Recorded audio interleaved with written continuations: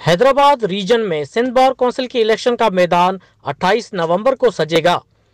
Hyderabad reason की 5 नशस्तों के लिए 22 उम्मीदवार मैदान में उतरे हैं। हैदराबाद, टंडवालायार, मट्यारी, दादू, जामशोरो, टंडो मोहम्मद खान, ठट्टा और बदीन डिस्ट्रिक्ट्स में वर्क जोरों शोर से जारी है। हैदराबाद रीजन में 5 उम्मीदवारों की पोजीशन मजबूत है, जिनमें से केबी लगारी सरे फहरिस्त पोजीशन पर हैं।